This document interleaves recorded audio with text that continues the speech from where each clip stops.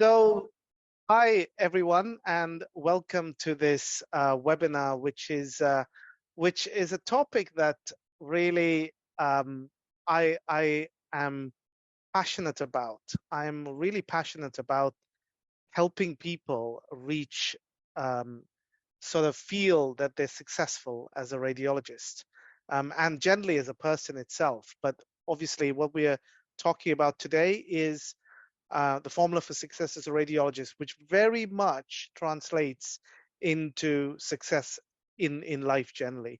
So I'm going to start by asking you a question, and I'd like you to put it in the chat. And that is, what does success mean to you? So how would you define success? So if you can just put in the chat box, and I will read them out without mentioning your name, just so that for the recording sake. But if you could give us your what does success mean to you, and I'll give you a few seconds to do that. Um, so we've had a few responses here, and peace of mind, balance in all areas, progression of skills and goals is what one person has said. The other one is being content and confident.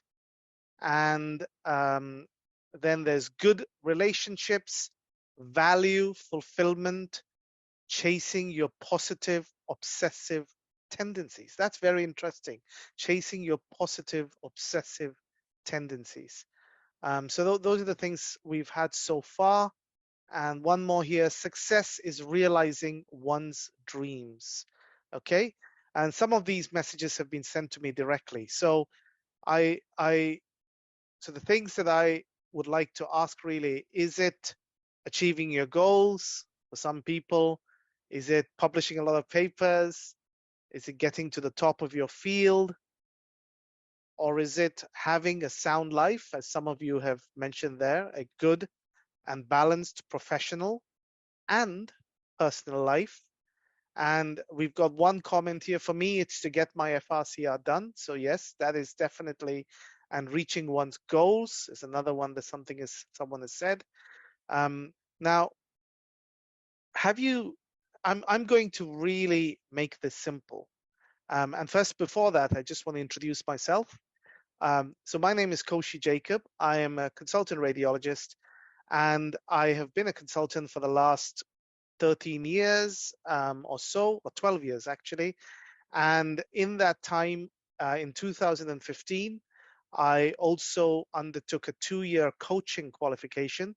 So I'm a qualified coach with the International Coach Federation, and I also have a certificate of a professional coactive coach, and therefore that helping people to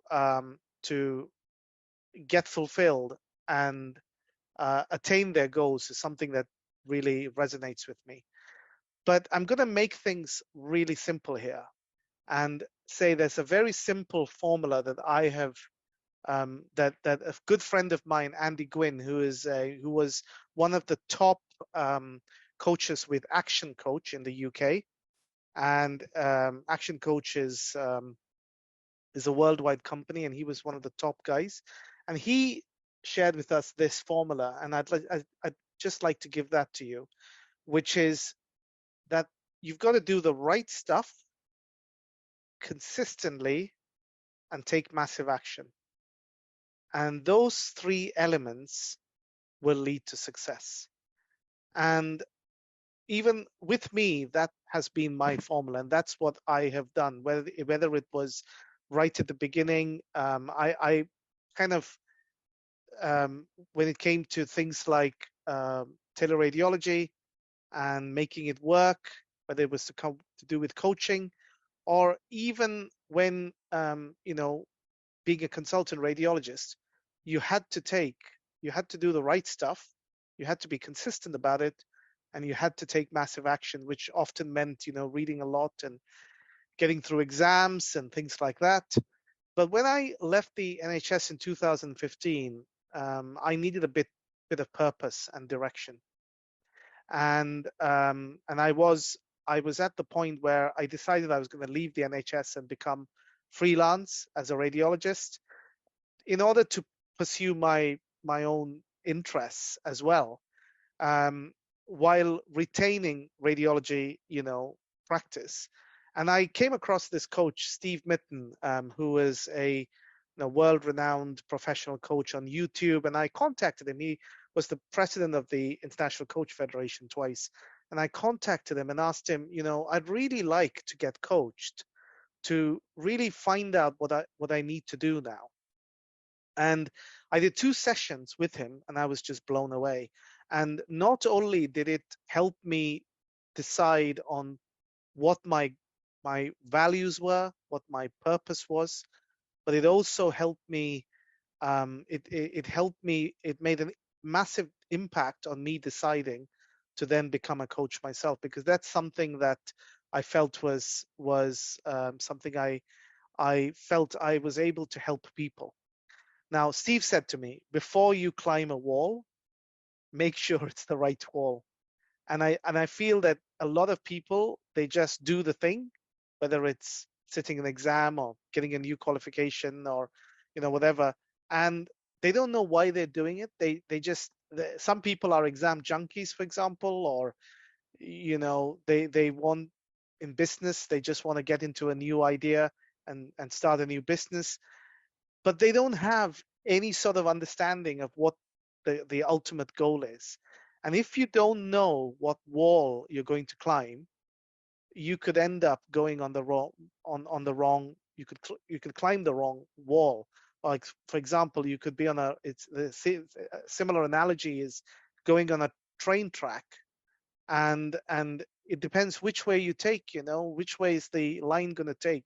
You need to know your destination, otherwise you're just going to go aimlessly forward. And I learned to apply this formula. And often people know the right stuff, but they don't do it consistently. They take massive action with the right stuff, but there's no consistency. And you have to have all three elements. So it's similar. It's times. Okay. So if you have the right stuff, times 0, no consistency, but you take massive action. If you multiply those, it's still a 0. Okay. So that's where it's quite important to understand what you're doing. So let's just go through each of these things. What is the right stuff? How do you find out your right stuff? How do you know what you should be doing? And I would say the key word here is your values. And you need to work out your values. Most people haven't done a values exercise. I would say that is probably the first place you start off with. That is finding what your values are. What's important to you? In other words, what's important to you? And we will do a values webinar at some stage, probably in the new year, where I'm hoping that once you've got clear on your values, then you can get clear on what goals you want to do. But if you do a Google search for values and how to find out your values or something like that, there will be a lot of free stuff there that will help you recognize what your values are. For example, your values may be financial security. It might be family. It might be me time. It might be a good name, or kudos and being recognized by people. It could be feeling that you are making a difference to other people, the sense of contribution or charity. It may be things like your children, it may be your spouse, it might be friends and family. It may be having a house, or living security, or it could be I value holidays a lot. So there's a whole list of values that you can get by just searching on the internet, and you have to tick. And a simple way to work out your values is write down the things that are important to you, and then I would say score them from 1 to 10, and then decide which is the most important value and which is the least important value. And that exercise, especially if you do it with a coach, can be eye-opening and actually help you to make sure that whatever wall you're climbing. For example, let's take the FRCR, which a lot of people who are on this call will probably be thinking about. Why do you want to do the FRCR? Which value in you is being fulfilled by doing the FRCR? Is it the value of self-worth? Is it the value of making a difference to someone? Probably not. It may be a value around financial security, because maybe the FRCR in your country might help you, might be the stepping stone to getting a better income. Um, so that's what I mean by, work out your values, because once you've worked out your values, then make a list of goals. And next week, we'll be going through a goal setting exercise, mainly because it's the end of the year and it's a fantastic time to get together some goals for the next year and also for the future. And it's good to have some stretch goals. It's good to have some short-term goals. And like one of you said, passing your FRCR, it is a short-term goal, because you're going to pass it in about 6 months. What do you do after that? What are you going to do with that FRCR that's going to make a difference? And here there's a comment: life events bring me down and I lose motivation. Absolutely, all of us are in that boat. Things happen, and I'm going to talk about that in a minute. So what can I do to stay focused? That's what we're going to discuss. Okay. So that's the first thing. The second thing to find out the right stuff is to find yourself a mentor. And the reason is you've got to follow or take advice from someone you want to be like. It's no point taking advice or following someone who you don't want to be like.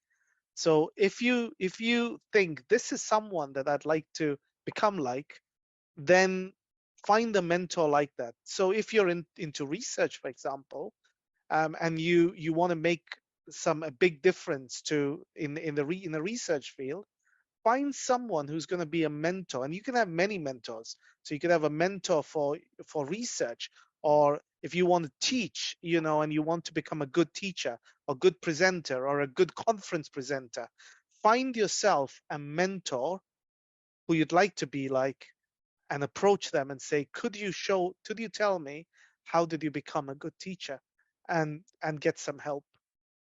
um, so and then, if the same thing with, let's say you want to become financially independent, find someone who has gone that journey, either with property or with stocks and shares or whatever, and then you can you get mentored by them to get there. But in order to so a mentor, yeah, that's what I want to say about being a mentor. And finally, I would say you've got to keep up to date on whatever right stuff you're doing. So if it's, let's say it's research, obviously you need to keep up to date. You need to review. You need to check it again. You've got to make sure that you're you're still on the right stuff. And let me take an example. Let's say you want to invest in property, as a simple example, or property strategy changes all the time. So what was relevant 10 years ago is no longer relevant now, because things have moved on, rules have moved on, the price point has moved on. So for me, as a property investor, which I'm also one, I have to keep up to date, and I have to uh, know what the latest strategy is. So I have to be clear on why I'm doing it.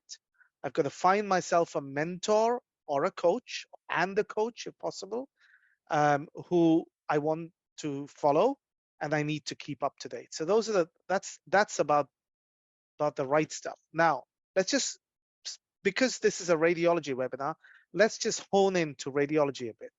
So I think some essential traits for success as a radiologist: you've got to attain visual expertise. Okay, that means you need to be good at looking at images. You've got to be good at image recognition. You've got to be good at pattern recognition.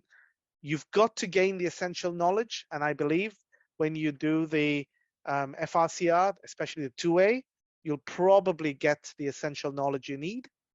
Um, you've got to be a good problem solver.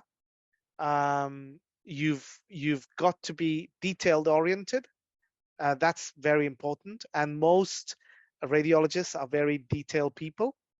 And you need to have extremely good communication skills, both in terms of the written communication, which is quite important, but also in terms of verbal communication, especially if you work in a hospital setting, then you need to have good communication skills. You also need to get good technical skills, which means things like PACS. You can't be a dinosaur. You can't say that I'm a technophobe, because radiology is all about technology. And you've got to learn the skills that will make you a good technologist, or good with technical skills.